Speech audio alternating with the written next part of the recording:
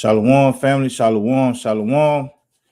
This your brother with the servants, brother Eli. Want to give all praises, honor, and glory to the Most High Yahweh, by Hashem Yahweh Shai. Shabbat shalom, Shabbat shalom, Shabbat shalom. I pray everybody's Shabbat is going well through the Spirit, and everybody is enduring. And Most High willing, brothers and sisters is about to go out and keep the Sabbath day with joyfulness and gladness of heart. Today we're going into a good Sabbath class. We're going into a good Sabbath service. The name of this title today going to be Operational Level of War, Tactics, and Snares of Esau. Operational Level of War, Tactic, and Snares of Esau. And when you look into who these tactics affect and who these snares that Esau has put into effect have affected the most in the world, it's the so-called blacks, Hispanics, and Native Americans. So with that being said, we're gonna dive into this thing through the Spirit. And Shalom, King. Shalom, shalom. Shabbat So shalom. through the Spirit of the Most High, we're gonna dive through these things and we're gonna bring it all the way out. We're gonna expose the wickedness, the lies, and the tactics and the snares that Esau have been using against our people from the 1400s all the way up to present time today. So with that, let's start off in the Bible first. Let me get the book of Genesis, chapter 27, and we're going to start at verse 38. This is the book of Genesis, chapter 27, and verse number 38. Hold on, give me a sec. I want to pull it up on the screen All so right, they you hear can me follow good? along with us. Y'all can hear me good? Con, King. All praises. All right, let's do it. Con, again, this is Genesis 27 and verse 38. It says, and Esau said unto his father, hast thou but one blessing, my father? Bless me, even me also, O my father. And Esau lifted up his voice and wept. Go ahead. And Isaac his father answered and said unto him, behold, thy dwelling shall be the fatness of the earth. So what we are going into right here, right now, we are going into the blessing that the Most High gave to Isaac to bless Esau with. Come on. And of the dew of heaven from above. And by thy sword shalt thou live. So the Bible, the gift and inheritance that Esau will receive from his father Isaac was by the sword, Esau was going to be able to live. So the blessing that Esau received from his father was Esau was going to learn to be an expert, I should say, in war and hunting and plotting and tactics to be able to successfully overcome anybody he set himself in front of. Go ahead. And shall serve thy brother, and it shall come to pass, when thou shalt have the dominion, that thou shalt break his yoke from off thy neck. And it said it was gonna come a time when it came a time that we was gonna break the yoke off his neck. But keep going. Come on. Verse 41. And Esau hated Jacob because of the blessing wherewith his father blessed him. And Esau said in his heart, the days of mourning for my father are at hand. Then will I slay my brother Jacob. So when you think about the hatred that Esau has for Jacob, and you bring that up to modern day terms to the so-called blacks and the so-called white man, this hatred has been from the beginning of time, thousands and thousands of years ago. With Esau blessing his children with inheritance, their inheritance has always involved having a strong hatred for Jacob, the 12 tribes of the nation of Israel, and the plot has always been to slay my brother Jacob. This is what this is all about. So now let's get another verse, because remember, he was blessed with the strength of being an expert in war. By the sword, he was going to live and inherit all the fatness of the earth and the dew of heaven from above. So everywhere Esau was going to set his feet to live and inherit, that land, it said, was going to be the finest of the land dwelling with fatness and riches and a lot of resources. Let's get the book now of Ezekiel chapter 28, and we're going to start at verse number 1.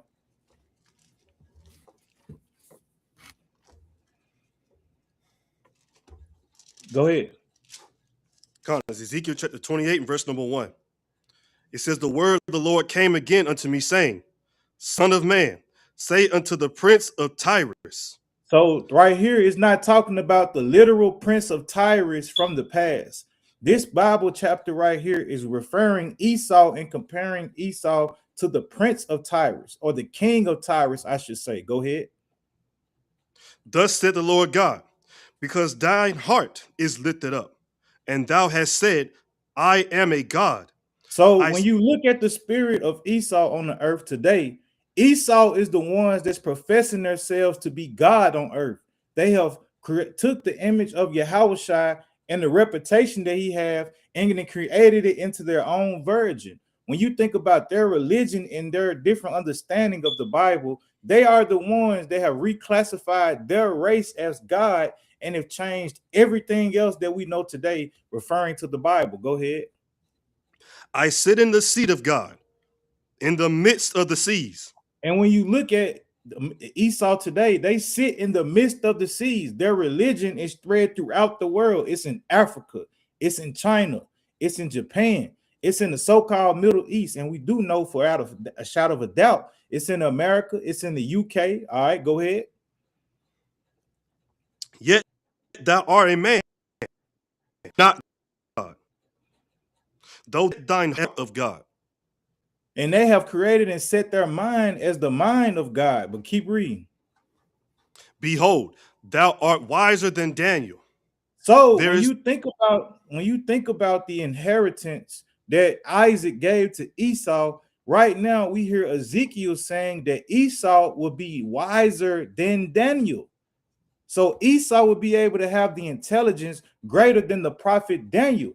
And when you understand Daniel, Daniel was a wise man who was able to interpret dreams, and he was the one who gave us the blueprint of an expecting the major nations who was going to rule the world and enslave the Israelites. So when it says that he's wiser than Daniel, that is a big deal and something not to be overlooked. Come on. there is no secret that they can hide from thee. With thy wisdom and with thine understanding, thou hast gotten thee riches, and hast gotten gold and silver into thy treasures. Come on. By thy great wisdom and by thy traffic hast thou increased thy riches, and thine heart is lifted up because of thy riches. So these are the things that Esau have done in the last days. So now let's get the book of Obadiah, chapter 1 and verse number 6. So right now we're just an introductory is going into the inheritance and the power of Esau that he's been given from the Most High first through his forefather, through his father Isaac, and now that has spread throughout the whole nation of Esau. So let's start from the top. Let's start at verse number 3, Obadiah 1 and 3. God, this is the book of Obadiah 1 and verse number 3. The pride of thine heart hath deceived thee. Thou hast dwellest in the clefts of the rock, whose habitation is high. That saith in his heart, who shall bring me down to the ground? Read. Come on. Though thou exalt thyself as the eagle, and though thou set thy nest among the stars, thence will I bring thee down, saith the Lord. If Jump these, down to verse number 6 now for the sake of time. Jump down to verse 6. Come on. verse 6, how are the things of Esau searched out? So you have to ask yourself, with the gifts and the wisdom that Esau has had and the tactics of war that he has, how would you be able to search out the things of Esau? Read. All the men of thy confederacy have brought thee even to the border. No, that's it right there. Can you post to read the rest of that verse? Come on, stay with me, bro. How are this? We're going to read it. Go ahead. God says, how are his hidden things sought up? So how are the hidden things of Esau sought up? This is what we're about to go into today and break down through the spirit. The hidden things of Esau searched out.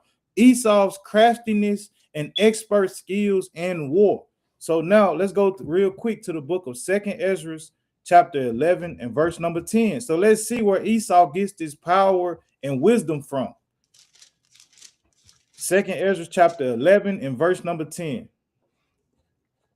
Cause the 2nd Ezra 11 and verse 10. And I beheld, and lo, the voice went not out of her heads, but from the midst of her body. So it's from the mist from what body? Let's jump up and read verse 1. Verse 1. Then saw I a dream, and behold, there came up from the sea an eagle, which had 12 feathered wings and 3 heads. So this eagle represents the fourth beast in Daniel's vision. This eagle represents the whole nation of Edom. The whole nation of Edom.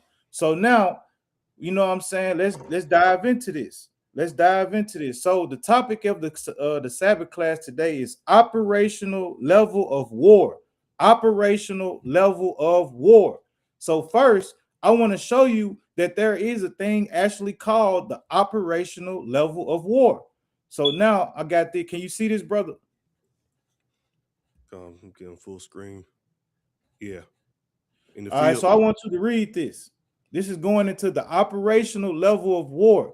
This is not a title that we just thought about and made just to have a nice topic. This is an actual real thing created and you know what I'm saying, thought through by Edomites. So let's read this. Come.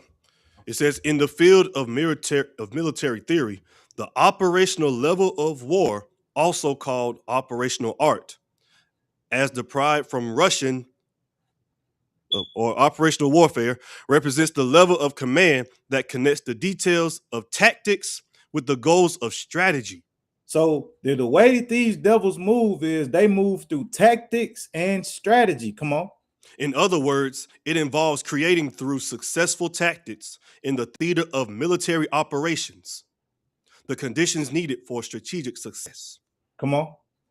In U.S. joint military doctrine, operational art is the cognitive approach by commanders and staffs, supported by their skill, knowledge, experience, creativity, and judgment, to develop strategies, campaigns, and operations to organize and employ military forces by integrating ends, ways, and means. So stop right there. So this is the way that Esau thinks. So when we look at the things that go on in the world that Esau does, it's not just a coincidence.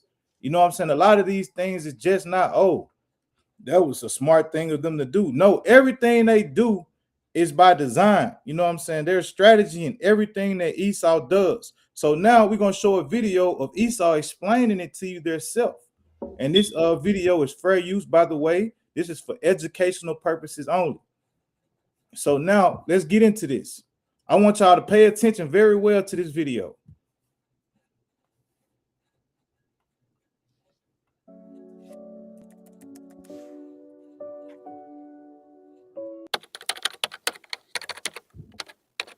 Why is the operational level of were crucial for winning campaigns? Imagine trying to win a game by only focusing on individual moves without planning your overall strategy. That's similar to what happens if you ignore the operational level in war. This level acts as the bridge between big-picture strategy and the small-scale tactics used on the battlefield. It's where commanders organize and coordinate multiple tactical actions to reach campaign goals. Without this link, even the most impressive tactical victories can be useless if they don't support the larger plan. The operational level helps turn broad strategic aims into specific, manageable campaigns. For example, if a country wants to take control of a region, commanders plan a series of operations that target key terrain, supply routes, and enemy forces. These operations are carefully timed and linked to keep the momentum going. This way, tactical successes build on each other, moving closer to the overall goal. Historically, the operational level became clear in the 20th century. The Soviet military emphasized operational art, which is the skill of planning and executing campaigns that connect battles with strategic results. When you hear what she just said, the way that they plan strategies that, let me play that again. Let's listen to what she said again. Connect battles with strategic results. So they connect battles with strategic results. Come on. Armies later adopted this idea, realizing that winning a war isn't just about winning individual fights. It's about orchestrating many battles into a single, effective campaign. One reason the operational level is so important is that it connects strategy and tactics. It ensures that tactical actions support the larger goal. For example, capturing a city might be a tactical victory, but if it doesn't help the overall campaign, it's not enough. The operational level also involves planning entire campaigns, considering geography, logistics, and enemy capabilities.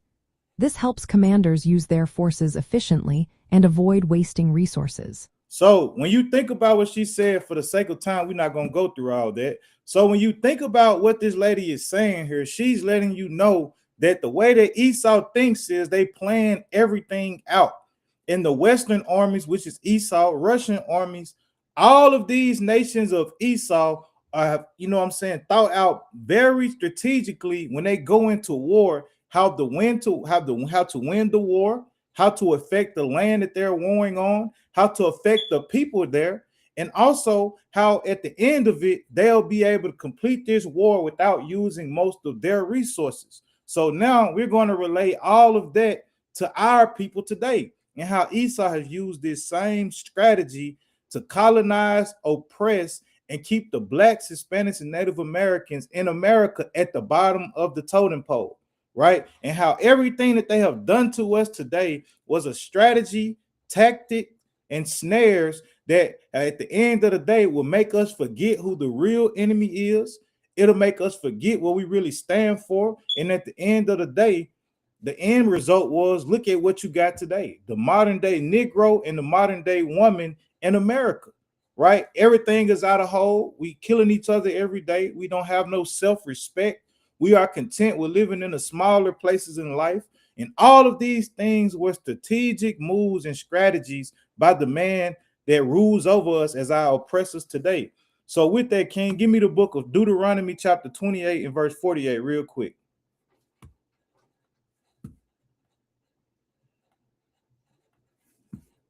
Let's get the book of Deuteronomy chapter 28 and verse 48. And you're going to have to flow with me, brother, because we got a lot to cover. Come. It's the book of Deuteronomy, chapter 28 and verse number 48. So what we're going to do here today, we're going to show you how the Bible let us know and exposed all the things that Esau was going to do to us before it was done. Because why? It was the word of God being delivered to us. So when we look at and go back to what Obadiah said, how are the things of Esau searched out? And the reason why they're searched out, because they came and got declared from God first. So read that. Come, Deuteronomy 28, verse 48.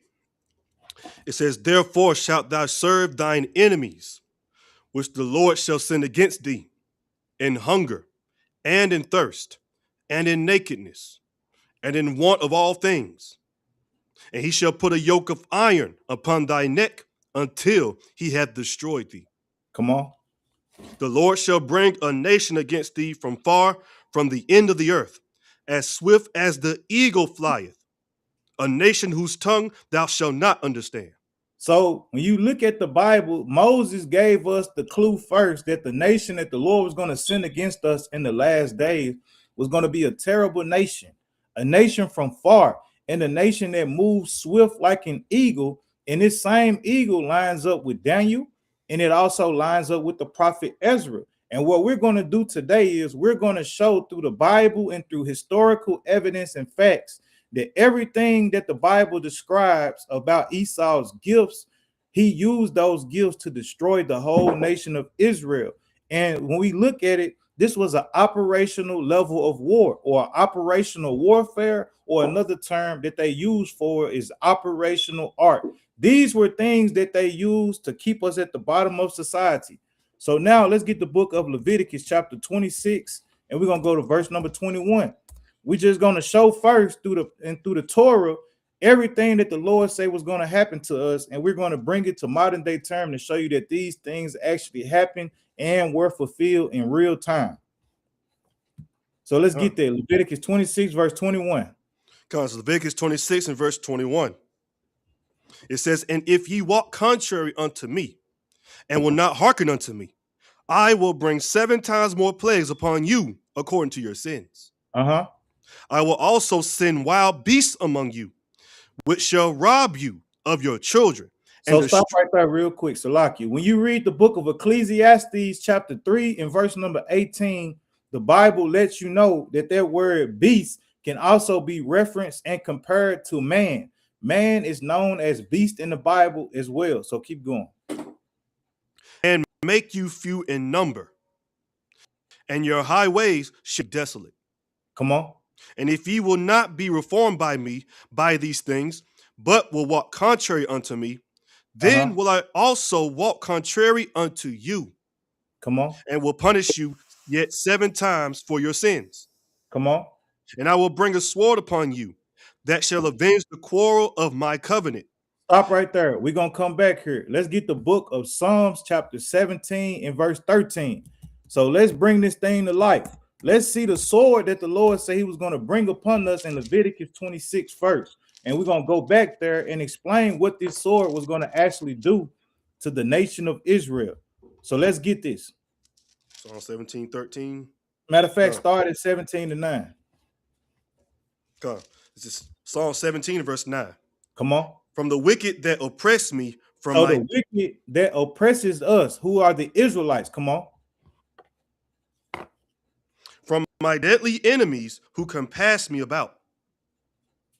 They are enclosed in their own fat.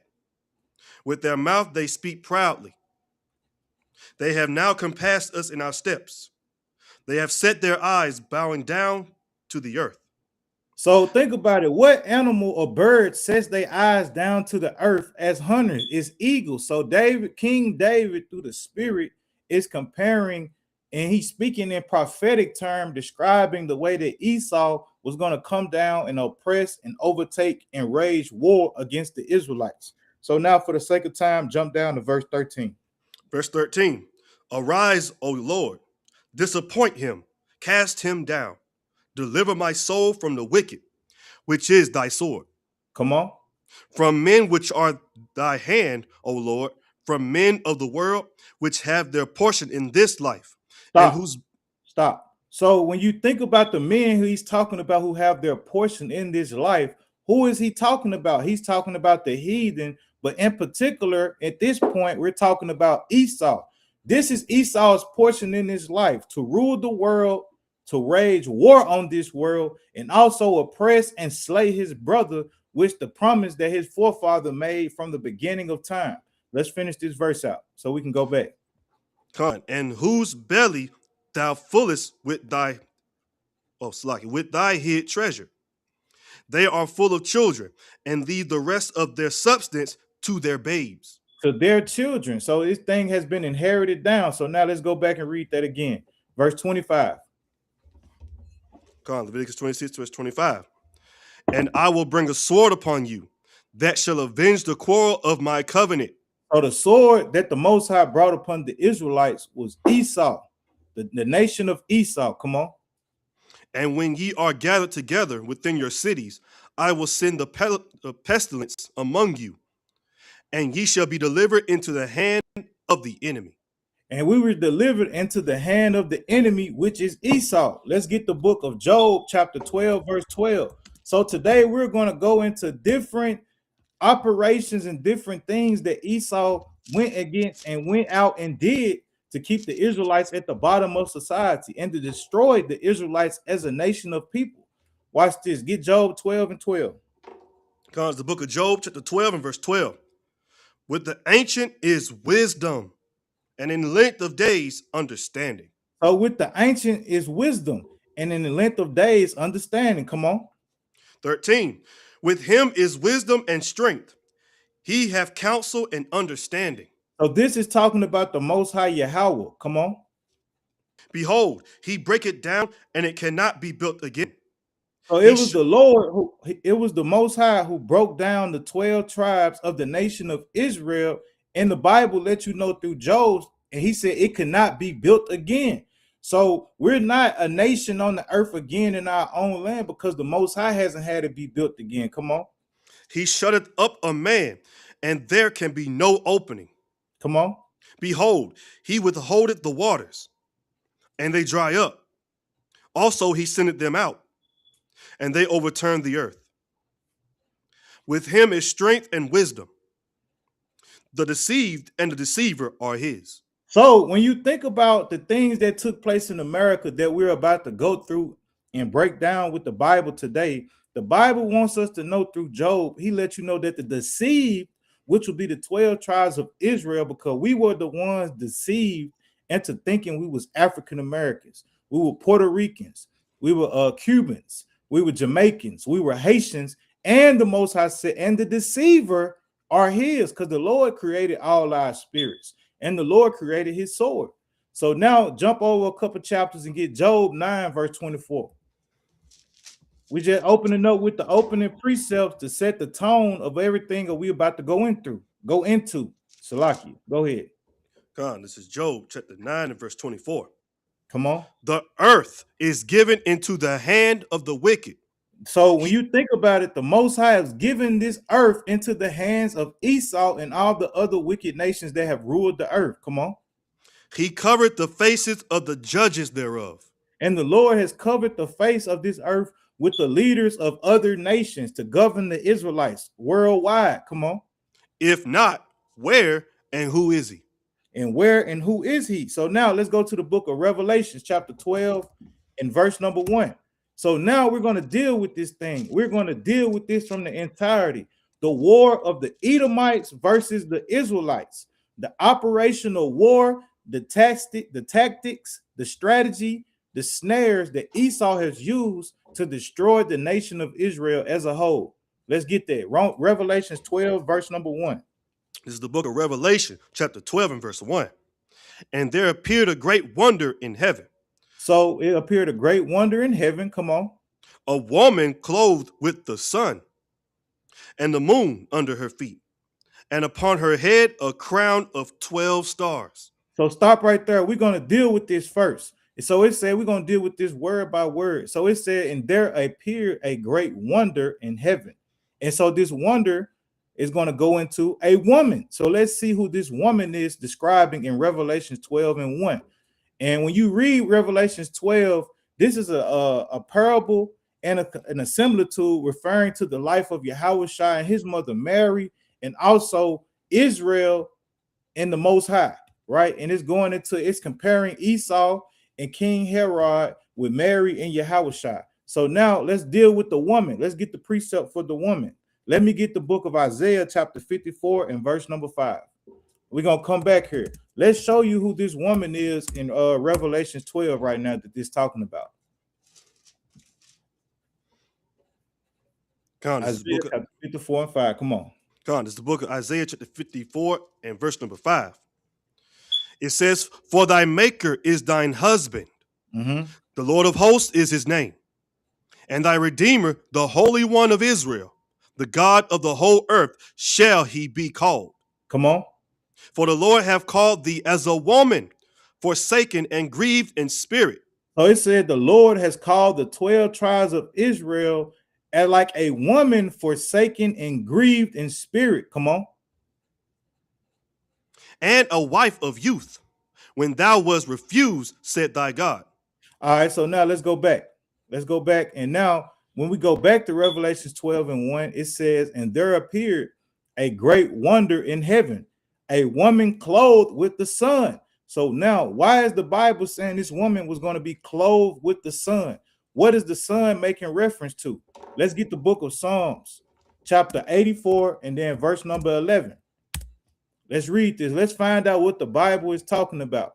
So today we're going to find out what the Bible is talking about. We're going to break this thing down and open and expose the evils that have been done against the 12 tribes of Israel, and why the Lord has raised up men who he has ordained as prophets in the last days to call out and expose these evils. So let's get that, King. Comes the book of Psalms, chapter 84 and verse 11. For the Lord God is a sun and shield. He said, for the Most High Yahweh is a sun and a shield. Come on. The Lord will give grace and glory. No good thing will he withhold from them that walk uprightly. All right, so it's letting you know that the Most High, when you go back to Revelation 12, is compared to the sun. And it said, and the moon under her feet, and it's going into light. And upon her head, a crown of 12 stars. So this is going into represent the 12 tribes of the nation of Israel. So now let's jump down to verse number 3. Revelation 12 and verse 3. It says, and there appeared another wonder in heaven. And behold, a great red dragon, having 7 heads and 10 horns, Come on. and 7 crowns upon his head. So this same dragon is also going into the eagle. This same person is going into Esau. So now jump down to verse number 12. Well, you can read verse 4 first. Read Revelation 12 and 4. Come, verse 4. And his tail drew the third part of the stars of heaven, and did cast them to the earth. So that third part is representing Judah, Benjamin, and Levi. They were the ones predominantly living in the land of Jerusalem at the time when the Romans was there. And he said he cast them down to the earth, right? And he destroyed our kingdom and brought us down into the base sort to where we had to flee and throughout all different parts of Africa. So now for the sake of time, though, let's go to verse 14. So when you read Revelation 12, it's a comparison with Israel and Esau and the mother Mary with Yahushua and King Herod. It compares the two and similar things like that. So now let's jump down to verse number 14. Come, verse 14. And to the woman were given 2 wings of a great eagle. Matter of fact, start at verse 13. Come, verse 13. And when the dragon saw that he was cast unto the earth, I'm sorry, I'm in verse 12. So like, okay, yeah, you good. Yeah, I was like, okay. Come, verse 12. Therefore rejoice, ye heavens, and ye that dwell in them. Woe to the inhabitants of the earth and of the sea, for the devil is come down unto you, having great wrath. Because so also, when you look at this, we were the inhabitants of the earth that the Bible was talking about right now. Because we are the ones that the devil came down with having great wrath. We were in the all throughout the coast of Africa. We was on the islands. We were throughout the North and South Arcerit at this time, which we know as America. So we were the ones that John the Revelator were warning, and he was saying destruction to, because he knew that judgment and vengeance was coming to us from the nation of Edom. Come on. Because he knoweth that he hath but short time. Come on. And when the dragon saw that he was cast unto the earth, he persecuted the woman which brought forth the man child. Come on. And to the woman were given 2 wings of a great eagle, that she might fly into the wilderness. So stop right there. So stop right there. We're gonna deal with that real quick. We're gonna come back. I just want to touch on that certain part. So it say and when the dragon saw that he was cast unto the earth, he persecuted the woman which brought forth the man child. The woman here is representing the whole 12 tribes of Israel, or the nation of Israel.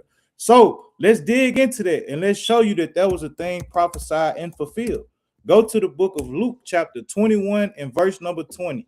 We're going to see how the dragon or the eagle persecuted the woman, and that woman ended up having to flee into the wilderness. Come on. Luke 21, verse 20. Luke chapter 21 and verse number 20. And when ye shall see Jerusalem compassed with armies, then know that the desolation thereof is nigh. Then let them which are in Judea flee to the mountains. So the mountain is another word for the wilderness. Come on. And let them which are in the midst of it depart out. And let not them that are in the countries enter thereinto. Come on. For these be the days of vengeance, that all things which are written may be fulfilled. So what was Yahushua referring to when he spoke about this? These being the days of vengeance. These were the days when we go back to Leviticus chapter 26, 21, all the way down to 25, and Deuteronomy chapter 28. Those verses represent the vengeance that the Lord was going to bring upon the children of Israel for breaking the covenant. All right, so let's keep reading. Come on, verse 23. But woe unto them that are with child, and to them that give suck in those days. For there shall be great distress in the land, and wrath upon this people. Come on. And they shall fall by the edge of the sword, and shall be led away captive into all nations. And Jerusalem shall be trodden down of the Gentiles. And Jerusalem was going to be trodden down of the Gentiles until what? Until the times of the Gentiles be fulfilled. So that's the time that we're living in now. So when you go back to Revelations 12, 14, read it again and stop at the commas and periods so we can break it down. God, this is Revelation 12 and verse number 13. 14. Verse 14. And to the woman were given 2 wings of a great eagle. So now get the book of Psalms, Deuteronomy first, chapter 32 and verse 11. So when you see this woman here, it's talking about Israel. And when you see the wings of a great eagle, this is not talking about Esau right now. This is talking about the wings of the Most High Yahweh. All right, so now let's show you this. And when you compare the contrast with this verse, it's letting you know that these were the days of vengeance, that the Most High's words and the punishment that he spoke of that the Israelites will have to go through must be fulfilled for them breaking the covenant and not following the laws, statutes, and commandments that were given to us from his prophet Moses. Come on. This is Deuteronomy chapter 32 and verse 11. As an eagle stirred up her nest, fluttered over her young, spreaded abroad her wings, taketh them, beareth them on her wings. So the Lord alone did lead him, and there was no strange God with him. All right, so it said the Most High was the one that led us, and there was no strange God with the Most High when he did these things. So the Most High's wings are the ones that move the Israelites around the earth as the Lord pleases. So now let's get the book of Deuteronomy chapter 28 and verse number 68. We're going into the Lord's wings. Deuteronomy chapter 28 verse 68. This is Deuteronomy chapter 28 and verse number 68. And the Lord shall bring thee into Egypt again with ships. By the way whereof I spake unto thee, thou shalt see it no more again. Right. And there ye shall be sold unto your enemies for bondmen and bondwomen, and no man shall buy you. And no man was going to be able to buy or redeem the Israelites. Get the book of Lamentations chapter 4 and verse number 19.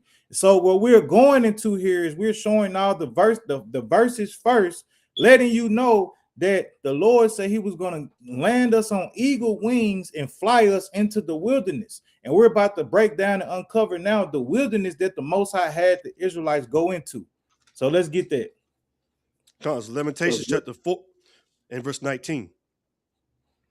Our persecutors were swifter than the eagles of the heaven. So it said our persecutors, which were referencing them to eagles, once again letting us know that it will be talking about the nation of Esau. It said they pursued us, right? Our persecutors were swifter than the eagles. Read on. They pursued us upon the mountains. They laid wait for us in the wilderness. And they laid waste for us in the wilderness. Come on. The breath of our nostrils, the anointed of the Lord, was taken in their pits, of whom we said, under his shadow we shall live among the heathen. So under the Lord's shadow, we were going to live amongst the heathens in the wilderness. America is another form for a wilderness. We're going to prove that real quick. Get the book of Job chapter 12 and verse number 24. We're going to skim through this quickly because I want to get to these videos. Job 12 and verse 24. Job 12 verse 24. God, this is Job 12 and verse 24. And it says, he taketh away the heart of the chief of the people of the earth, and causeth them to wander in a wilderness where there is no way. So in America, the way that America was established, this will be a wilderness where there was no way of wisdom, light, and the understanding of the truth for the Israelites. Let's get the book of Ezekiel, chapter 19 and verse number 10 now. This is Ezekiel, chapter 19, verse number 10. And it reads, thy mother is like a vine in thy blood, planted by the waters. She was fruitful and full of branches by reason of many waters. All right, so now jump to verse 13. So this is how we started off as a nation, and this is how Ezekiel said we were going to end as a nation at this time. Read verse 13. And now she is planted in the wilderness, in a dry and thirsty ground. So now the Israelites have been planted in the wilderness, which is America, in a dry and thirsty ground. What is it dry of? It is dry of the water of God, which are the words of the Most High God. And we are in this wilderness as it was today, until the Lord sent down his water, which we're going to get into later. So now we're going to go into how we end up transitioning into the slavery which our forefathers had to go through. So now we're going to deal with a devil by the name of Nicholas V, Pope Nicholas V. We're going to deal with a devil by the name of Pope Nicholas V. So you can see this, right? Yeah, I should be able to see that. All right, so now read that for me. All right, come on. It says, although he did much to bring about ecclesiastical and political peace, his diplomacy is not without criticism. In 1452, Pope Nicholas V issued a papal bull entitled Dum Diversis, whatever that is, which authorized Alfonso V of Portugal to conquer Saracens, Muslims and pagans in a disputed territory in Africa and co-signed them in Africa.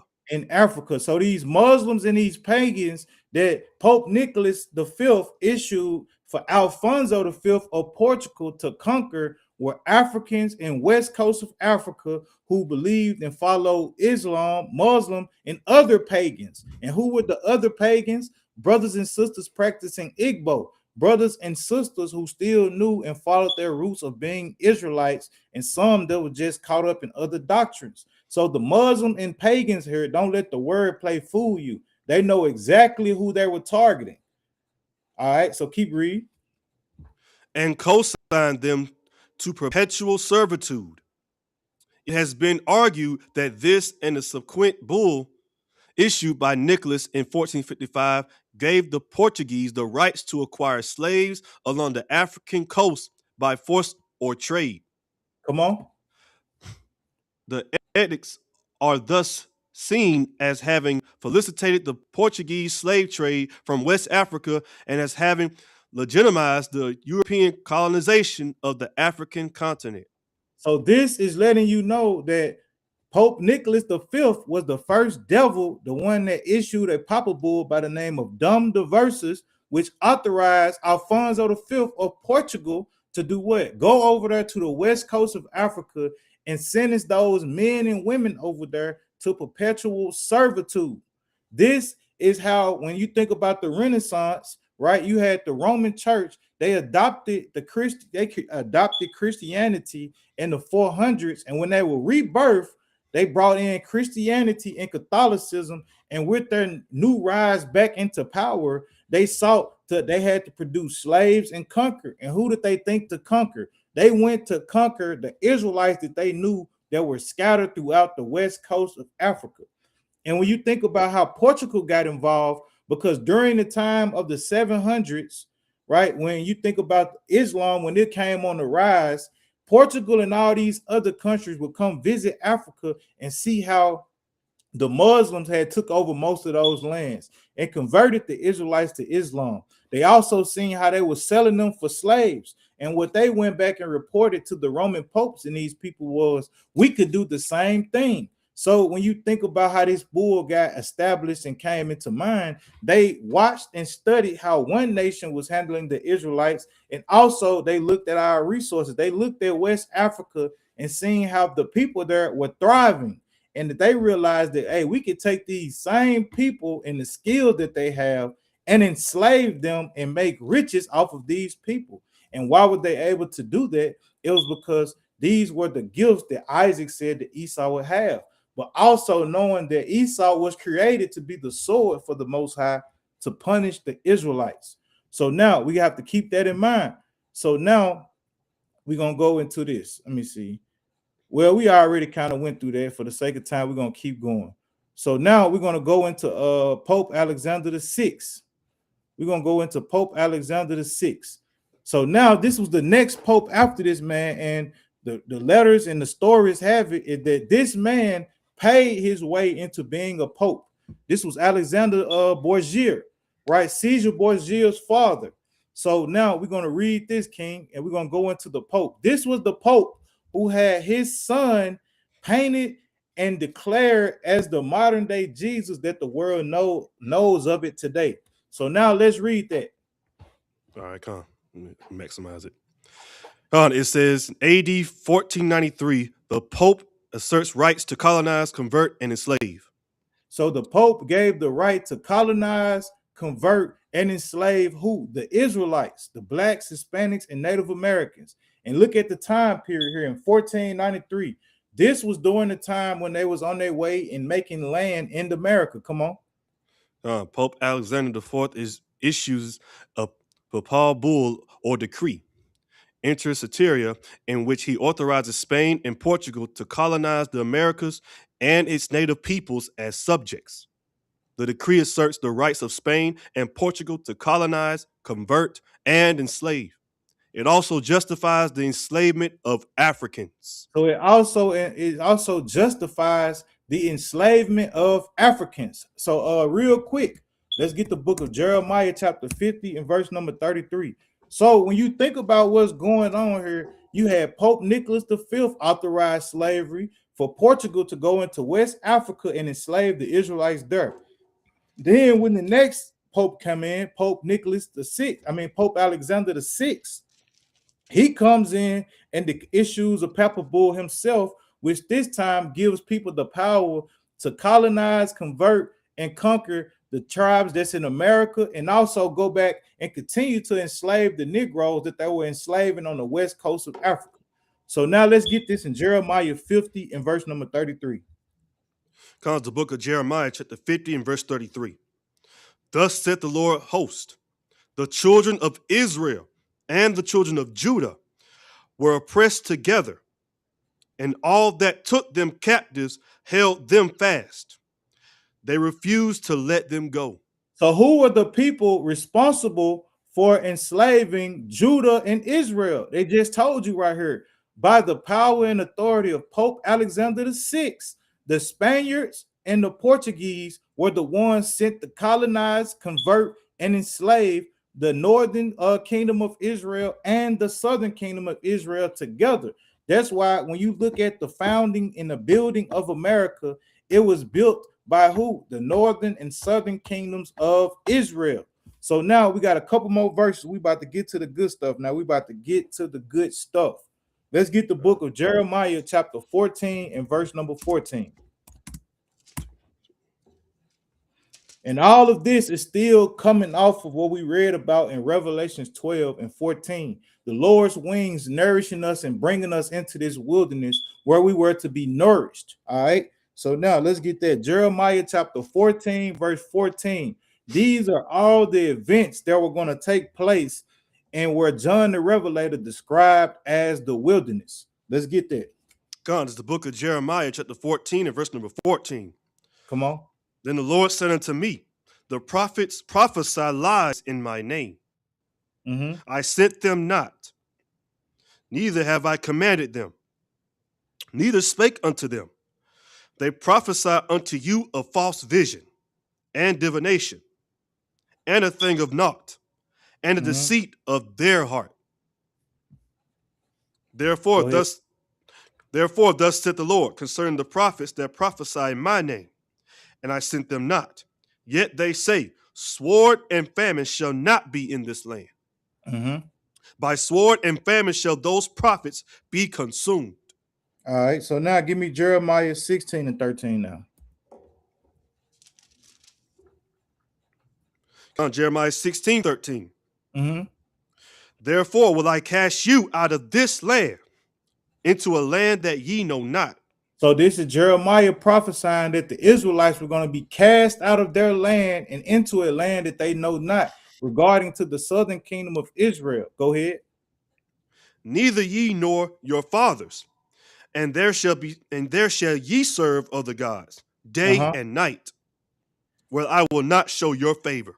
So in this land that he said we was going to be cast into, he also said that what? We were going to serve who? Our enemies. You shall serve other gods. Other gods, Salakia, day and night. where I will not show your favor. So now we're going to see also what Pope Alexander VI did.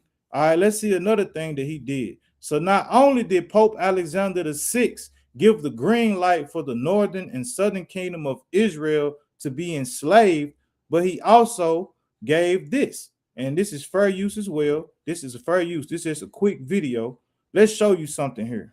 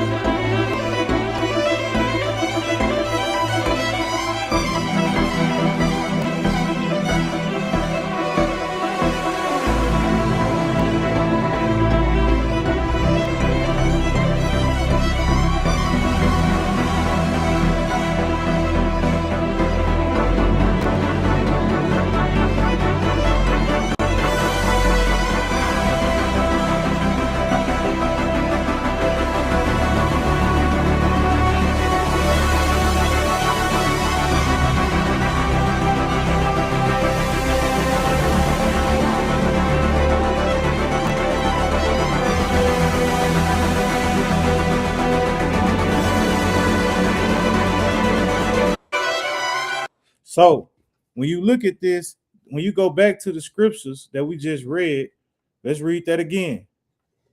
Jeremiah 16 and 13. God says, therefore will I cast you out of this land, into a land that ye know not, neither ye nor your fathers. And there shall ye serve other gods day and night, where I will not show your favor. So when we were brought here, our people was taught Roman Catholicism and Christianity, and we also was taught that the man that they do as Yahushua, they gave him the name Jesus Christ, and they gave him a white image, and that image that they gave them was after Caesar Borgia. So now let's go to the book of Jeremiah, chapter 17, and verse number 4 now. Comes the book of Jeremiah, chapter 17, and verse 4. And thou, even thyself, shalt discontinue from thine heritage that I gave thee. And I will cause thee to serve thine enemies in the land which thou knowest not. So the Most High is giving you the same blueprint in this land that he was going to send us to. We were going to lose our ancestry. We were going to lose our name. We were going to lose our heritage. All right, let's get the book of Isaiah chapter 22 and verse 17 now. So these were the things that the Lord said he was going to do to us as the Israelites because of our disobedience. These were the days of vengeance that Yahushua described to us. Let's get that. Comes Isaiah chapter 22 and verse number 17. Behold, the Lord will carry thee away with a mighty captivity and will surely cover thee. He will surely violently turn and toss thee like a ball into a large country. So we were the ones violently turned and tossed like a ball into this large country through what? By the way of cargo slave ships. Go ahead. There shalt thou die, and there the chariots of thy glory shall be the shame of the Lord's house. And so this is what the Lord described was going to happen to the nation of Israel. Let's get the book of Lamentations chapter 5 and verse number 1 now. God, this is the book of Lamentations chapter 5 and verse 1. It says, remember, O Lord, what is come upon us. Consider and behold our approach. Our inheritance is turned to strangers, our houses to aliens. So these strangers and aliens were the tribe of Esau, the so-called white man on the earth today. These were the strangers and the aliens that took over our houses, our inheritance, and enslaved us. All right. So it says, when we read verse 4, it said, we have drunken our water for money, and our wood is sold unto us because of the colonizer. So now let's get one more verse. Let's get the book of Esther chapter 7 and verse number 4. Because what we're going to show now, we're going to show here how when you think about the papal bulls that Pope Nicholas V and Pope Alexander VI issued, it wasn't just issues just to make us slaves. It was issues to destroy us as a people, remove our nationality from us. And if they were playing with a when it's sold, They wanted to have us remain in exile for the remaining of society and remaining of earth, the time on earth. So now let's read this because this is the same type of demon. Let's read this. It's Esther chapter 7 and verse number 4. For we are sold, I and my people, to be destroyed, to be slain, and to perish. But if we had been sold for bondmen and bondwomen, I had held my tongue, although the enemy could not countervail the king's damage. All right, so now we're going to go into this. We're going to go into our names and everything being changed. So now, King, we're going to go into this next video. And this video is fair use. It is fair use. So now let's go into and show you how the operation and the tactics and the snares of Esau has worked against us to cause us to be sold, but not just to be sold as slaves, but sold to be destroyed as a people, destroyed of our heritage, destroyed of everything that we once knew, and to be retaught. So check this out. When Africans were kidnapped, shackled, and forced across the Atlantic Ocean, they lost more than just their homes. They lost their language, they lost their families, and they lost their... While we're watching this apart, get Deuteronomy 28, verse 37, and Psalms chapter 44 and 14. ...their names. But the story doesn't end there, because even in the face of brutality, people held on to identity however they could, sometimes in whispers, sometimes in resistance, and sometimes in the names they gave their children. Today on Aggressive Intelligence, we're digging deep into the powerful, painful, and inspiring history of how Black people got their names after being brought to the Americas on slave ships. This isn't just a story about labels. This is a story about survival, resistance, and rebirth. Let's get into it. Before European colonizers began snatching people from West and Central Africa, African names held deep significance. In many cultures, names weren't just what you called someone, they were their story.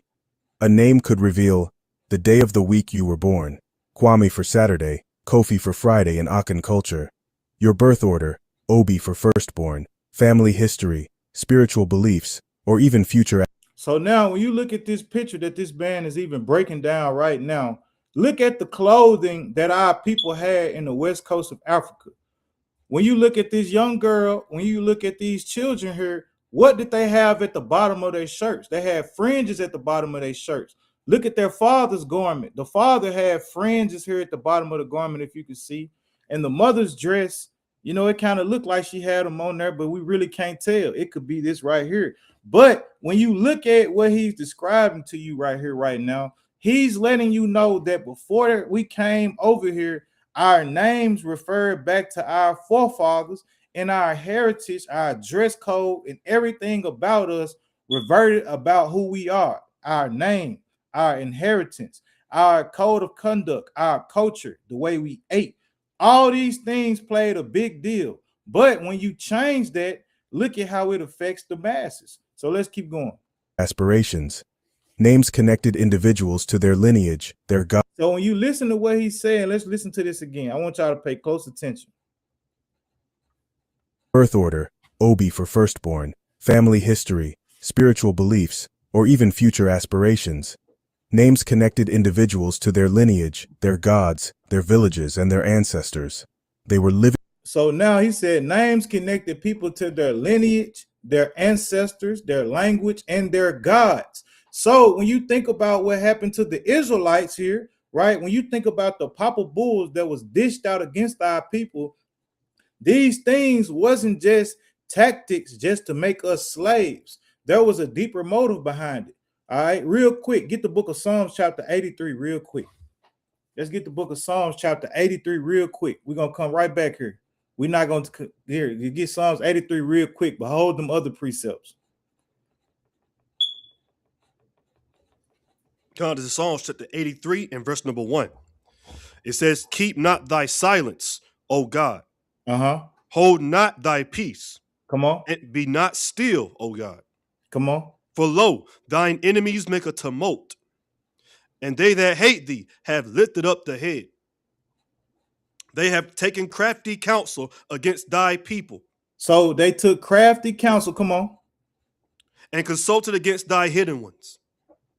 They have said, Come, and let us cut them off from being a nation, that the name of Israel may be no more in remembrance. So when we look at this video here that we're going into, and this is just one of many, these were tactics and strategies that these nations came up with to destroy us from being a people, to destroy us from having a language, to destroy us and take our names away from us that traced us back to our ancestors, that traced us back to our God. So everything that happened to us wasn't just a coincidence and good luck by the so-called white man. Right? These things were strategically given to them to break us as a people. Watch this.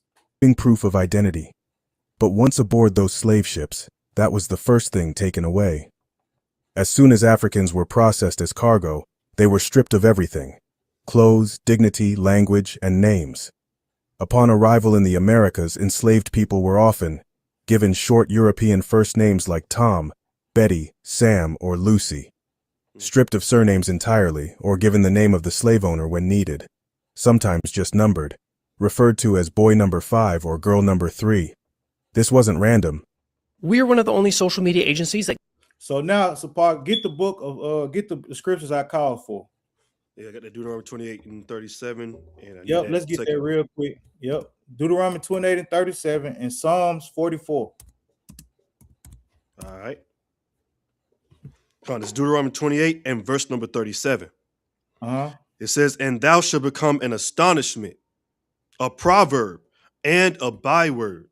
Go ahead. Among all nations, whither the Lord shall lead thee. So he said we was going to come proverbs and bywords among all the nations, whether the Lord was going to lead us. And why was this going to take place? Because it would be an act of war and a strategic snare to remove us from our lineage, our culture, our ancestors, and our language. And with naming our children, we will begin to name our children things that didn't have a meaning behind it. Because when you look throughout the Bible, everybody's name that was created, their name connected them back to their God, which was Yahweh. So now, when you think about our people, these were the strategic moves that the nations did amongst us. All right.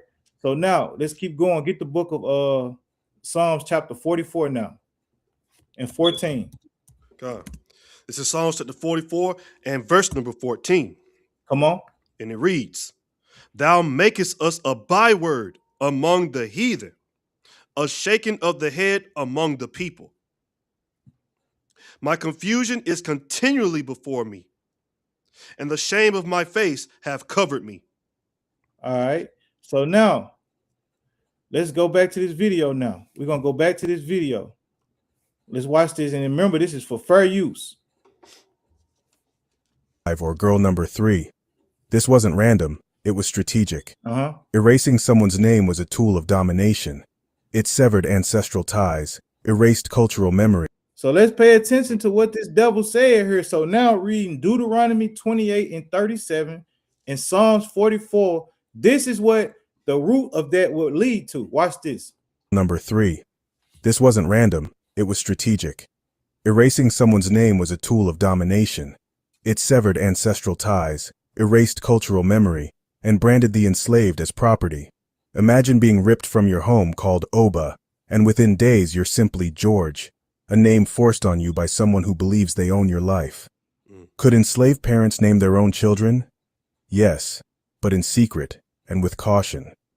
Within their families and communities, many enslaved parents gave their children private names, often African in origin or inspired by oral tradition, traits, or spiritual hopes. But these names usually never appeared in legal records. Instead, slaveholders gave the child a name that suited them, usually something easy to say, biblical, or taken from their own family line. A child might be called Kofi at home and Little Ben by the plantation owner. These secret spoken names were a quiet rebellion, a way of saying, you can chain my body, but you will never own my spirit. What if you were sold to a new plantation? Here's the hard truth. Your name could change again and again. If you were sold to another plantation, your surname often changed to reflect your new owner. If there were already people with your first name, you might be renamed or nicknamed. In some cases, you might even be referred to by number or occupation, like cook or stable boy. One day you might be Peter Davis, and the next, Pete Johnson. It all depended on who owned you. All right, so now look at that. Is that a blessed thing from God, or is that a cursed thing? So, Paul, give me the book of Isaiah, chapter 65, and verse number 15 now. Let's look into the Bible and see that was these things being Pete Johnson today and then being Pete John tomorrow or Pete Jones tomorrow a good thing or a blessing, a bad thing, I should say. All right, so let's get there. Isaiah 65 and verse number 15. God, this is the book of Isaiah, chapter 65 and verse number 15.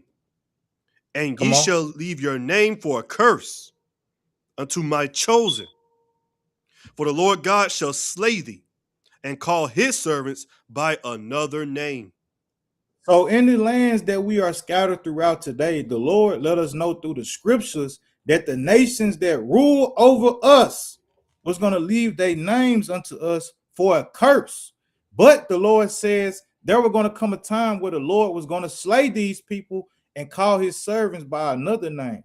And we waking up now getting our name, but in the kingdom, when Yahushua comes and destroy these nations and put them under his feet, that's when we're going to be called by another name. Our names are going to be back given to the Most High, and our names are going to go back to our lineage and our heritage. Another precept I want you to get, matter of fact, I'll just read it for the sake of time. This is the book of Deuteronomy, chapter 32 and verse number 26. And it reads, I said, I will scatter them into corners. I will make the remembrance of them to cease from amongst men. So when you think about what Moses prophesied right here, the words that the Most High gave him, the Most High said he was going to scatter us into the corners of the earth and would make the remembrance of us to cease from amongst men. So the things and the strategies that Esau used against us, these were all things given to him by the devil because the Most High allowed it to happen. So this is why our remembrance ceased all these years in the world. And this is why being a prophet in the last days is important, because we must reteach our people who we are in the land of the north and throughout the four corners of the earth. So now let's get back to the videos. So now we see how our names were changed. We stripped our lineage from us, our heritage, our language, you know what I'm saying, and everything else that came with it, the culture of the Israelites. So now let's see what else did slavery do to us. Let's see another strategy that Esau used to overcome and destroy our people. And this is fair use. Christianity played a major part in giving legitimacy to slavery. We say it casually, but remember that the cross came before the flag. When Christianity came, the version of Christianity that was brought to us was a Christianity where you are supposed to turn the other cheek.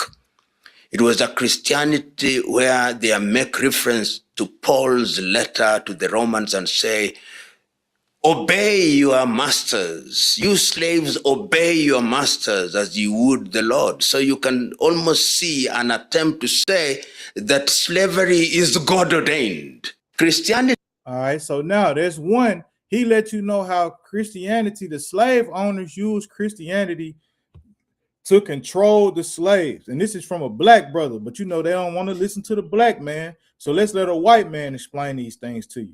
So now this video is fair use. Come on. Welcome to Black History X, where we uncover the stories that shaped our past, both the inspiring and the controversial. Today we examine Reverend Dr. Charles Colcock Jones, a Presbyterian minister known as... So this devil right here, his name is Dr. Charles Colcock Jones, and he was a Presbyterian minister. All right, watch this. The Apostle to the Slaves. And this man's title was known and referenced as the Apostle to the Slaves. His whole devotion to his ministry, he felt like he was the apostle for the slaves. His apostleship revolved around teaching his doctrine and his way of learning to the slaves. Come on. While he promoted Christianity among enslaved Africans, his teachings also reinforced the very system that oppressed them. Let's dive into 5 key facts about his legacy. Fact 1. The Apostle to the Slaves. Jones dedicated his life to converting enslaved Africans to Christianity, believing that religious education would make them more obedient to their enslavers. So think about that. He said teaching these slaves religion will make them more obedient to their masters. Come on. However, his version of Christianity emphasized submission rather than liberation. Fact 2. He wrote the blueprint for controlling enslaved people, 1842. His book, The Religious Instruction of the Negroes in the United States. So now, not only this, but we have the book. We have the book. But for the sake of time, I don't think I'm going to be able to get into it. But in this book right here, he deems the Negro as the wicked that Paul wrote about in Romans 1, which a lot of us were wicked there. But he uses this and says that we must teach the Negro Christianity so that the Negro can be more submission, but also they won't feel like they have to fight. He wanted us to believe that slavery was a good thing for us, and us being in submission to the white man was the way that we will be able to survive throughout society, because they taught us that Jesus was white and they felt like that he punished us for being wicked. So these are the things and the tricks that they used against our people. And this is why in modern day terms today, when you look at the way that the Christians deal with the Israelites, they be ready to wage war on us, call the police on us, because the apostle that they really learned from and they follow to this very day is Charles Jones, this devil right here. Became a manual for slave owners, teaching them how to use religion to control enslaved people. It argued that Christianity would make them better servants while keeping them in bondage. Fact 3. A slave owner who claimed to care. Despite preaching morality, Jones was a wealthy slave owner himself, proving that his religious mission was deeply tied to maintaining the system of slavery rather than uplifting black people. Fact 4. His teachings strengthened pro-slavery theology. Jones helped create a religious justification for slavery, arguing that it was a divine institution. His ideas were used by Southern churches to silence abolitionists and convince. So think about what he said. His doctrine was used with Southern churches to silence abolitionists and what? Watch this. Enslaved people that freedom was not God's will. So freedom from America was not God's will. They were taught that we must stay here in America and be one with our oppressors. Fact 5. A legacy of manipulation and control. While some praise him for increasing religious education, many historians see him as a manipulator who used faith as a tool of oppression. His teachings contributed to the idea that black people should stay in their place, or an ideology that lingered long after slavery ended. So now, when we go into the next thing, right? So they taught us that we were the minorities and that we should stay in our place. But also, let's look what else they taught us. Let's see what else they taught us. And this is all fair use. So when you look at the strategies, they oppressed us first, right? They colonized, they went and took us from the west coast of Africa, brought us here. They unalived and sent plagues amongst most of the northern kingdom here and sent some of them throughout Rome, throughout Europe, and the rest of them, they kept us all crumbled here. But these are the things that they taught us. They renamed us. And when they renamed us, they taught us Christianity. They taught us Catholicism and all these other religions. And they taught us to embrace and accept being minorities and also being called Gentiles. Watch this. We got another one here. Jesus was a brown-skinned Jewish man born in Palestine. But for centuries, Europe painted him in its own image. It started in the 4th century, when Rome adopted Christianity. Then came the Renaissance, when artists like Leonardo and Michelangelo made Jesus look like an Italian noble. And keep in mind what he just said. This was during the time of Pope Alexander VI, when Michelangelo and Leonardo da Vinci painted Jesus to look like Caesar Borgia, during the time when they started to enslave us from the west coast of Africa and in what we know today as America. By the time Europe began colonizing Africa and the Americas, White Jesus was everywhere, on paintings, in churches, in schools. It wasn't just art, it was power. A white Jesus made white supremacy look divine. But in early Christian Ethiopia, Egypt, and Syria, Jesus looked like the people. His skin was brown, his hair was woolly. So if you want to find the real Christ, don't look at the empire. Look where he lived and who he loved. That's a mighty saying that man just said right there. Hey, so now, hey, you might want to consider part 2 to this right here, because this gets deep. I'm loving every bit of this. Yes, sir. Yes, sir. So now we're gonna go into the Bible again. So I want you to get Wisdom of Solomon, chapter 13. I want you to get, not Wisdom of Solomon 13, Revelations 13, Salakia. And we're gonna get also after you get that, get Wisdom of Solomon chapter 14. So once you get Revelations, you can read that. So what we're showing is everything that happened to us was an operation to destroy us as a people. This was an operational warfare that went against the Israelites to destroy us and to remove us from history as ever knowing or ever being known as God's chosen people amongst ourselves. So now read that. It's the book of Revelation, chapter 13 and verse number 1. Come on. And I stood upon the sand of the sea and saw a beast rise up out of the sea. So the sea there represents nation and kingdom, or what we know as heaven, right? So we seen another beast rise to power and rulership. Go ahead. Having 7 heads and 10 horns, and upon his horns 10 crowns, and upon his heads the name of blasphemy. And the beast which I saw was like unto a leopard. So this beast, which represents Esau, the eagle, it has similarities from the leopard, which represents Greece. Come on. And his feet were as the feet of a bear, and his mouth as the mouth of a lion. Come on. And the dragon gave him his power and his seat and great authority. So Esau gave that image that we know as Jesus today great power. Watch this. We're going to jump down. Read verse 13. Verse 3. Come on, verse 3. And I saw one of his heads as it were wounded to death. So what this head is referring to is when the Roman Empire first fell. When the Roman Empire first fell, this is the head that he saw wounded to death, because we thought it was over with. Come on.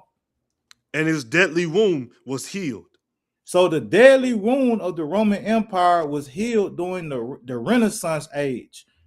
During the Renaissance age is during the rebirth of the Roman Empire. That's why all these nations that we see of European descent ruling the world today, all of them have ties to the Roman Empire. If you don't believe me, look it up, but go ahead. And all the world wondered at the beast.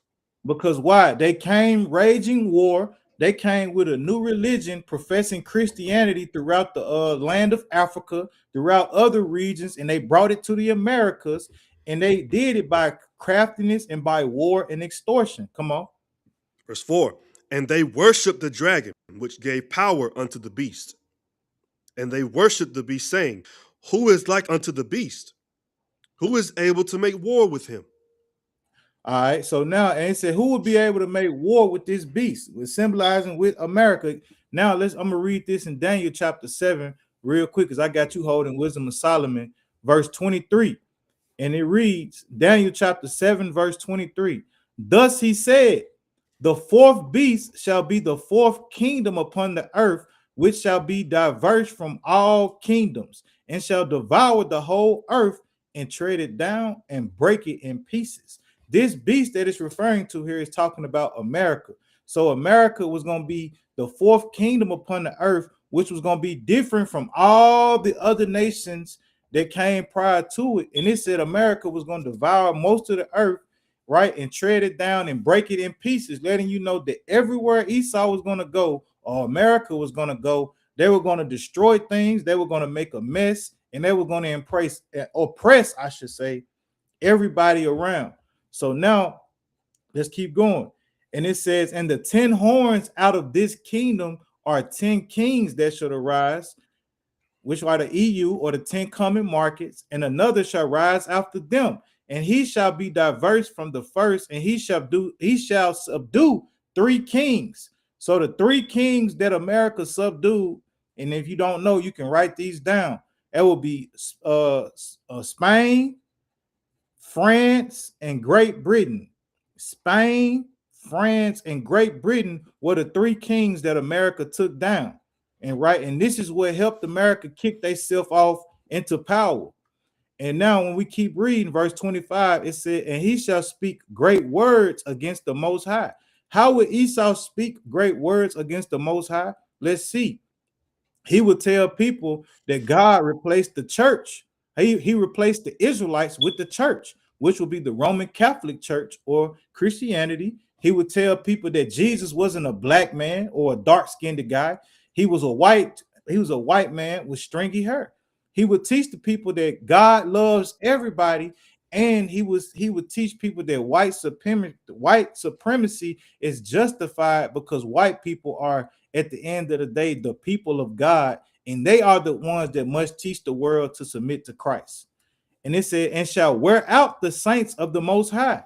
So after slavery, after we got stripped from our homeland, we got stripped from our resources, we got stripped from our heritage, the Bible now through Daniel lets us know that Esau was going to wear out the saints of the Most High and think to change times and laws, and they shall be given into his hand until a time and times and the dividing of times, letting you know that Esau has a select time period where the Most High was going to allow him to wear out the Israelites through oppression, through affliction, through strategies, through tactics, right? And through snares. So these are the things that the Most High said he was going to allow Esau to do.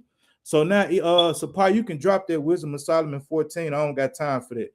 So now we're going to go into the next part of this segment, right? Let's look at a lot of the snares and the strategies that Esau has used to destroy the Israelites on the earth today. So now we're going to go to the next video here. We're going to show nothing but facts. And this is all fair use.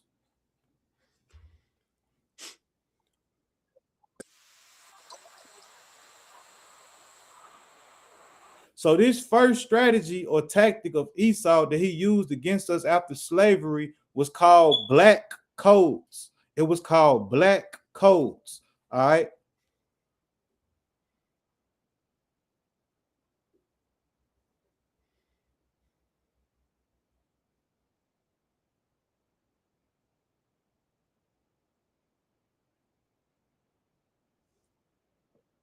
It don't have no sound to it.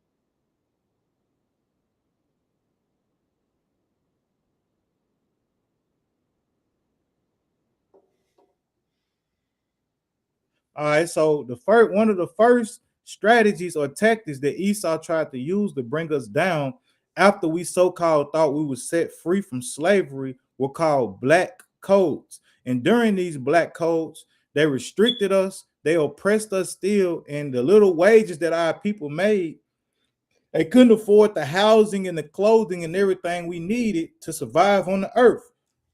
So these are the things that Esau used against us. And the next one we're going to go into is called convict leasing. So when slavery was emancipated, they now start paying us pennies on the dollar to still fulfill picking cotton, working in these factories, picking wine, producing all these other things for them, being nannies to their children. These things that they had us doing now was barely paying us to be able to afford to live in America. But still within that, this next strategy or tactic that they implemented was another thing to, hey, what is a way where we can still use the wages of the Negro but not pay them? Because the thing is, these devils are so evil, they didn't even want to pay us for our wages. So the next thing that we're about to go into here is the next tactic or strategy, which is called convict leasing. And again, this is all fair use. This is all fair use. So let's dig into this one.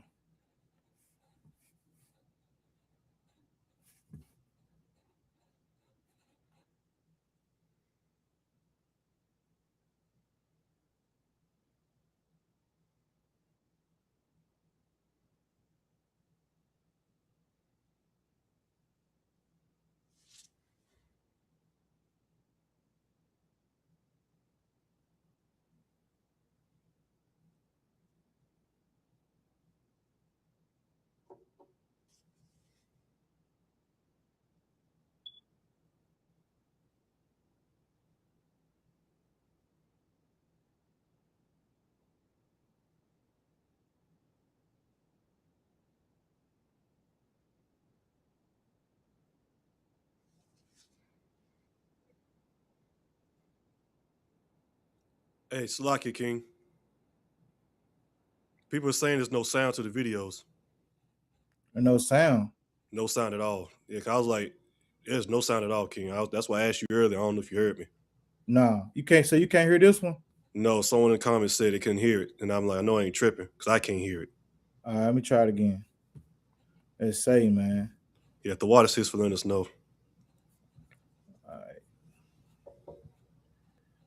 Let's mute your screen share. All right, let me see.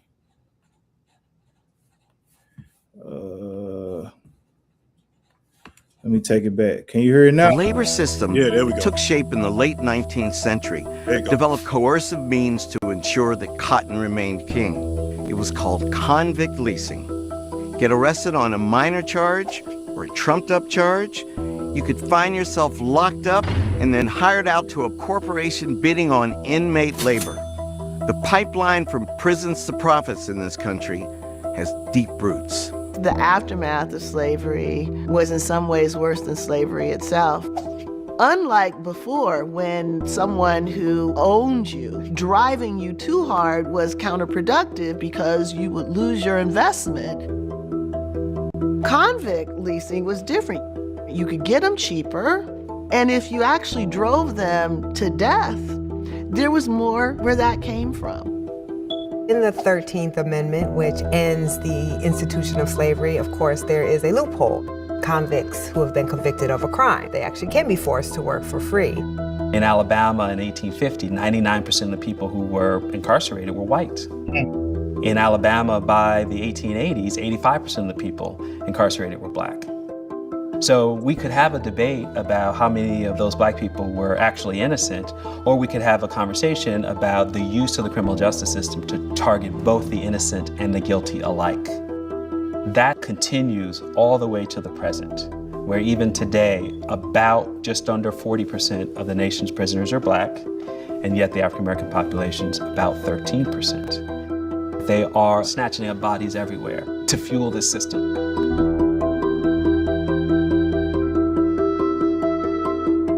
All right, so when you look at that and you see what's going on here, what is it showing you? So after slavery, what did these people do? They gave us penny on the dollar for our wages, but then once they got fed up with paying you, and they, with their pride and their arrogance, I shouldn't be paying this nigger for this or this nigger for that. I'd rather come up with a way with the 13th Amendment with strategy and cunningness to find out ways to still make them work, but make them work for free. And what was that? By arresting us, finding ways to lock a black man up or a black woman up and continue to use your labors for free, pennies on the dollar. So these were another step of strategy. So you had the black codes, you had convict leasing, and we're gonna go through another one. We might do a part 2 on this, right? Yeah. A lot of good stuff that a lot of people have to know, because we don't know these things in our communities. So now we're gonna go through another one real quick. Give me a second. I gotta find it. So lock you. So another one that we're gonna go through here is redlining. So the next one we're gonna go into is redlining. So let's see how when we got freed from slavery, so-called, how did our people end up being able to get their houses and the cribs and raise their families? Was it like it is today? You could just walk around, pick land or pick a house and get it? Or was there finesse? All right, so now let me pull this up. Let me share this. And again, this is fair use.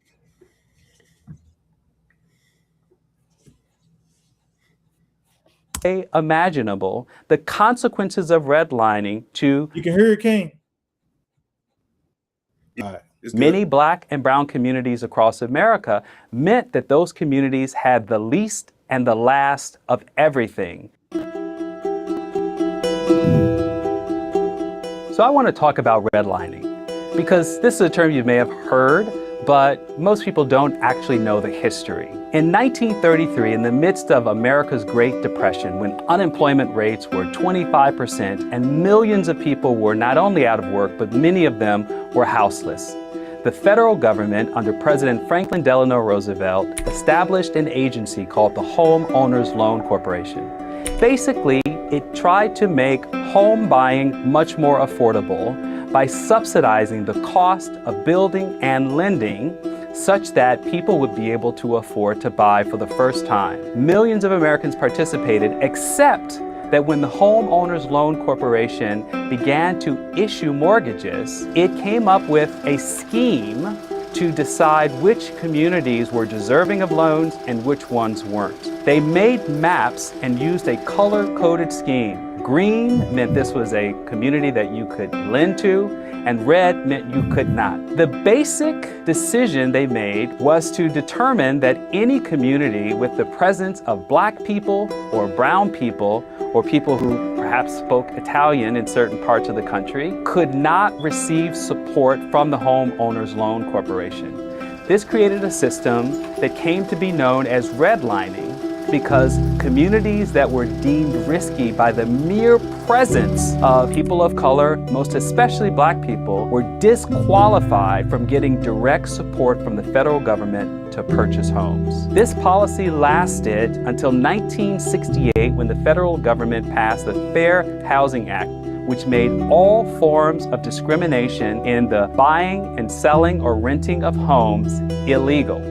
But the truth is that the legacies of redlining from that moment to the present meant that Black people were subjected to other forms of exploitative lending. A system called contract buying grew up as a way to sell Black people homes on a layaway plan. You made set payments over an extended period of time, but you never owned the home until the very last payment. It was very common for unscrupulous sellers to withhold that final payment in an effort to take back the home from a person who had worked incredibly hard to buy it. Home ownership has been the most important asset that a typical white family has in order to do simple things like borrow money to send a child to college. But most importantly, they have financial freedom. But for communities that have been subjected to redlining, they didn't have those advantages.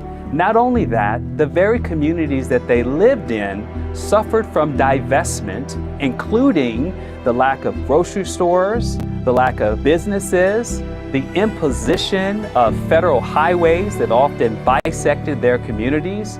In every way imaginable, the consequences of redlining to many Black and brown communities across America meant that those communities had the least and the last of everything. All right, so now when you look at what this is going into, redlining was another strategy or tactic that the devil that the Bible speaks of used to keep our people at the bottom.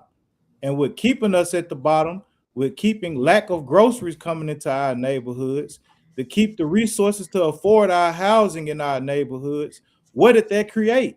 Was this thing just it is what it is and we'll figure it out? What did this end up creating in our communities? Let's get into it. And this is fair use as well. Like many songs will tell you, bullet holes left in my peak holes. The story of what housing and other living conditions look like for many Black Americans is pretty bleak, and that's by design. In addition to artists cataloging their very personal experiences, it's been proven that the modern phenomenon of concentrated Black poverty was an intentional government-sponsored institution. This is in part why President Biden issued an executive order back in January, intended to right the historical wrongs Black folks have faced when it comes to housing and home ownership in this country.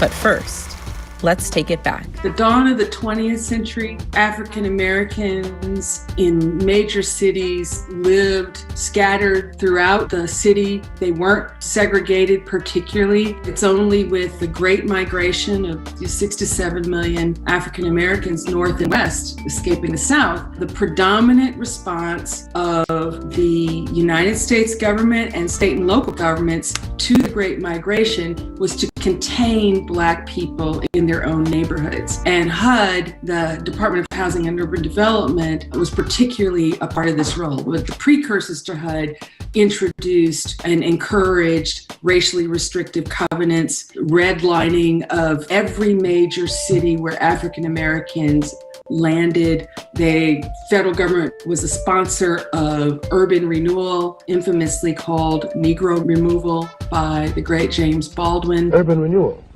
which means moving the Negroes out. It means Negro removal. That is what it means. And the federal government is an accomplice to this fact. So when you think about what these people are saying here, the urban renewal meant the Negro removal. And when you look at this, when you look at the environments that we all grew up in, that we all are from, when you think about the majority of the Black and brown people, which this subject is about, a lot of us come from the hood. A lot of us come from the trenches, the slums, from uncomfortable ways. A lot of time your lights might be out around Christmas time, or your mama might have to sacrifice paying the light bill. That means you couldn't get no presents, or you weren't able to get the certain shoes. That's what created a lot of the robbings, the stealings, and the unalivings in our communities, because a lot of people were starving. A lot of our people was being oppressed day in and day out. And these were all strategies that these devils brought upon us to keep us at the bottom of society. So this is going to be my last video here. And we're going to get a couple more precepts, and we're going to wind it down for the sake of time. But most high willing, we will be able to recap on this and do more on this, but I'm just showing certain strategies and tactics of Esau that he has used to, at the end of the day, have our people at the bottom of society. So check this one out. I will tell you, Director Deutsch, as a former Los Angeles police narcotics detective, that the agency has dealt drugs throughout this country for a long time. For decades, the American government has been accused of intentionally flooding the streets with hard drugs. The CIA and law enforcement has supposedly been funneling drugs into the inner cities and to the African American community in particular as part of a covert effort to stop them attaining stability, building wealth, and achieving political power. It is aimed at African American, there's no doubt about that whatsoever. And for the other non-African people, they should know that this directly will harm them too. These ideas took particular hold in the 1980s with the emergence of the so-called crack epidemic. It's easy to understand how people of color may not believe the US authorities have their best interests at heart. But do these particular drug charges stick? Did the intelligence agencies actually play a role in flooding American cities with cocaine? In this episode, we're exploring whether the CIA was actually responsible for the crack epidemic. So we're gonna jump up. I'm gonna show you how they most definitely were. So watch this, the Dark Alliance. Watch this. In 1996, the Mercury News published Webb's reports in a 3-part series titled Dark Alliance. The story grabbed attention across the US, particularly amongst the African American community, which had been targeted by law enforcement following the rise of crack. Tell America what the story is about. It was about a cocaine ring that operated along the west coast of the United States throughout most of the 80s. And some of the money they were making was going to support an army that the men who ran the cocaine ring worked for, called the FDN. This was an army that the CIA started in 1981 and supported better known to us, most of us who remember news, the Contras. Nowhere in Dark Alliance did Webb explicitly assert that the CIA was responsible for the crack epidemic, let alone that they intentionally sold the drug. But that was the narrative that got picked up in the popular imagination, probably not helped by the Mercury News illustrating the feature with an image of a guy smoking a crack pipe superimposed on the CIA logo. But the story took off not just due to his explosive claims, but also because of another new and highly addictive force that had begun to reshape American society: the internet. Dark Alliance was the first major piece of investigative journalism to be published simultaneously in print and online. The story went viral, getting picked up by everyone from street protesters to talk radio hosts and eventually politicians looking to attack the Reagan and Bush administrations. California Congresswoman Maxine Waters became a particular champion of the piece. As a public elected officials, all of us must be concerned that our government could have anyway been involved in drug trafficking. The reaction to the So we ain't gonna read all that for the sake of time. So when you look at the things that we showing today, everything that has been done to our people was strategic, from the black codes, from the convict leasing, to the mass incarceration, to the redlining, to the crack epidemic, and to everything that we know forth. This thing started off by Ronald Reagan and these CIA officials allegedly funding a war. And how did they bring this back in our face? And we know these things to be true. Think of the movie Snowfall. They'll give you a truth with a lie. And with the truth, they'll play it in a form of acting and entertainment. And at one point a couple of years ago, everybody wanted to watch Snowfall. Get the book of Lamentations Ecclesiastes 4:1, King. At one point, we all love watching Snowfall. It's good. Franklin Saint doing his thing. But nobody in the world never took time to think like, wait a minute. This is how the destruction of our people in the 80s began. When you think about all these revolutionary things that they brought together, the Black Panther movement, you know what I'm saying, the Latin Kings movement, when you think about the Native Indians, they had a movement going. And in the neighborhood, you had brothers like Raymond Washington, Willie Lloyd, Tukey Will. All these men created these groups to fight against the oppression. But what happened? As poverty started to increase in our communities and oppression started to happen, they brought and snuck the crack in. And once our people got a hold of that crack, you had these men who started off as revolutionaries turn their organizations into gangs, and they start doing what? Making money off this crack because they seen how addictive it made people. And you got the man who went by the name of the original Rick Ross, said he made $3 million in one day off the crack epidemic. You look at men like Craig Pettis, Rick Ross, Big Meech, all these major names that people knew from being big time dope boys. These men all got plugged in to this epidemic that started a revolutionary to support drug dealing to our own people, robbing and murder and greed to our own people. And at the end of the day, look at what it has turned into today. So read that real quick. Ecclesiastes chapter 4 and verse number 1. It's the book of Ecclesiastes 4 and verse number 1. So I returned and considered all the oppressions that are done under the sun. So when you look at all the oppression that the Bible has given to us, and through facts and these footages that has been given under the sun to the Israelites, read. And behold, the tears of such as were oppressed, and they had no comforter. And on the side of their oppressors there was a power, but they had no comforter.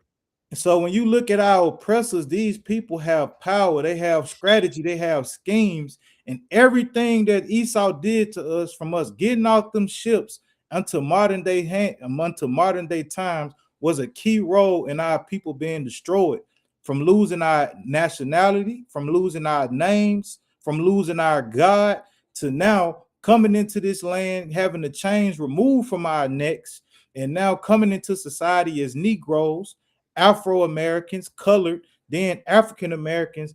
Everything that has been done to us over here, it's always been strategies to keep us destroyed and at the bottom of society. Let's get the book of Isaiah chapter 42 verse 22 now.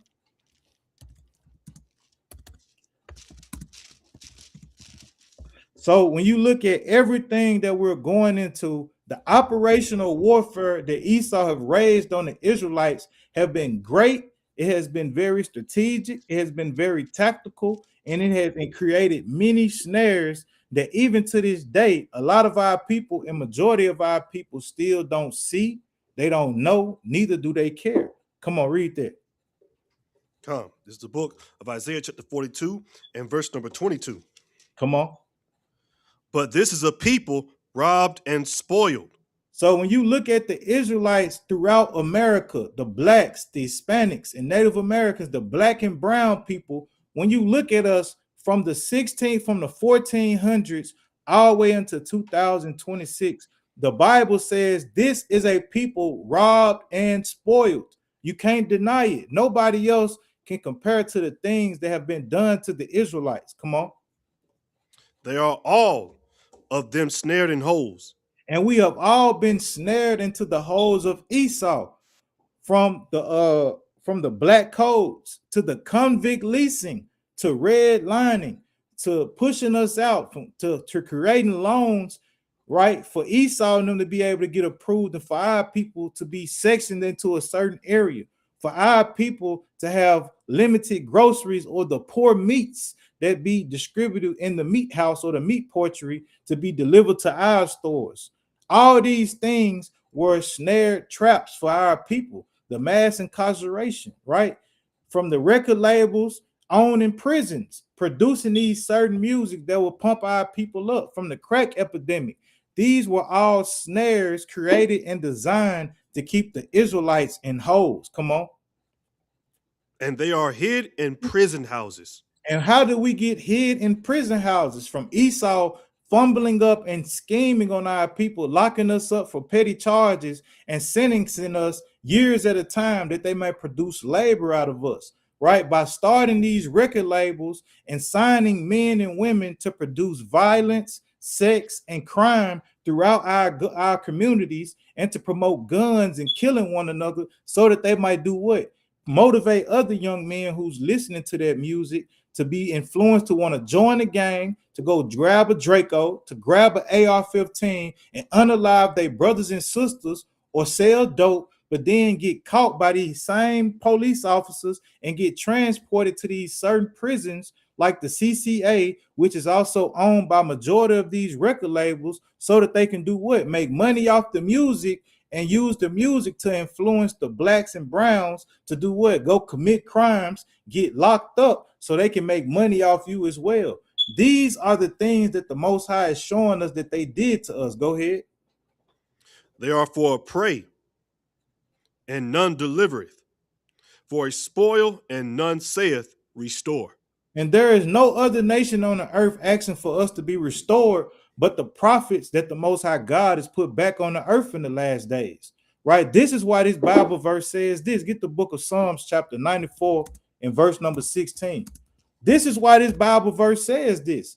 And this is the reason why a lot of us men who used to be involved in street crimes, gang banging, whoring out our sisters, we let all these things go when the Most High opened our understanding to this truth.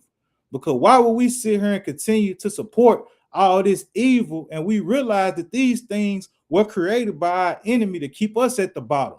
All right, so read that. God is the book of Psalms, chapter 94 and verse 16.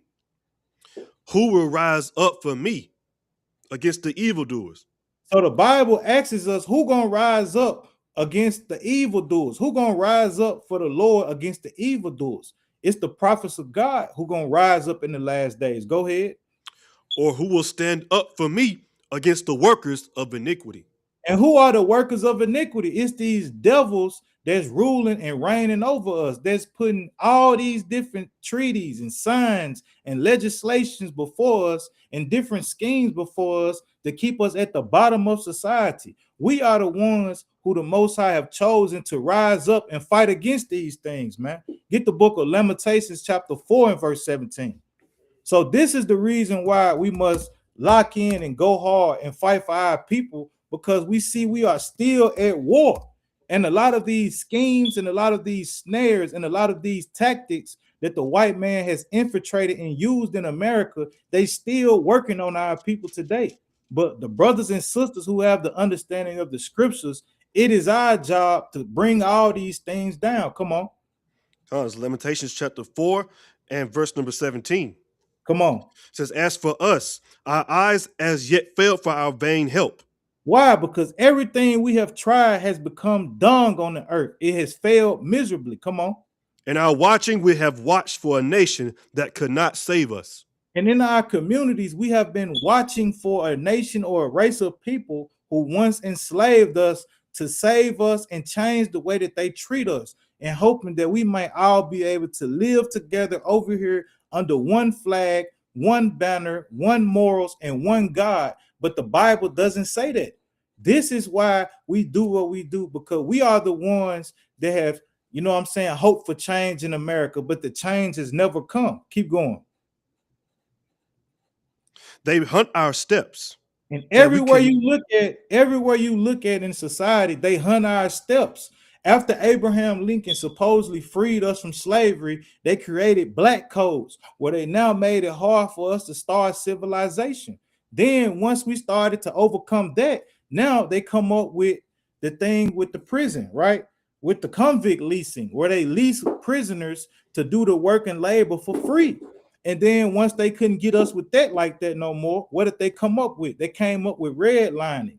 Then from the redlining, they come up with Jim Crow laws. From the Jim Crow laws, what did they come up with next? They came up with the crack epidemic.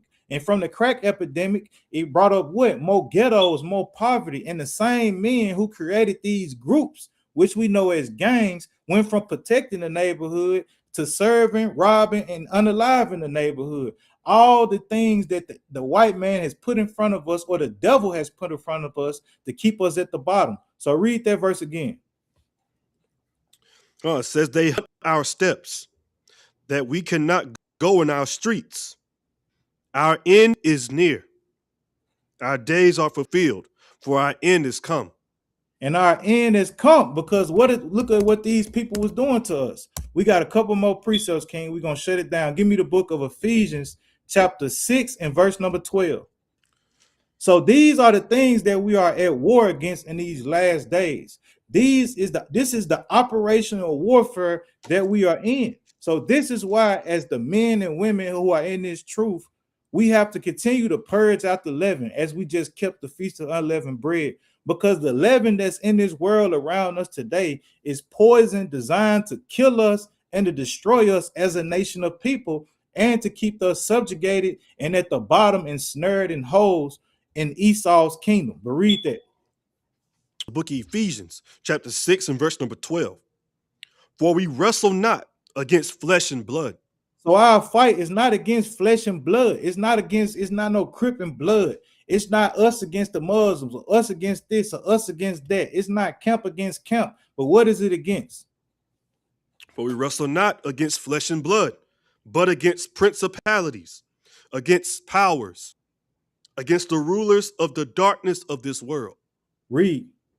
Against spiritual wickedness in high places. And so we wrestle against the spiritual wickedness that is in high places throughout the earth, that Esau is putting on our people and has been putting on our people. So now we're going to end it with this, because we are at war.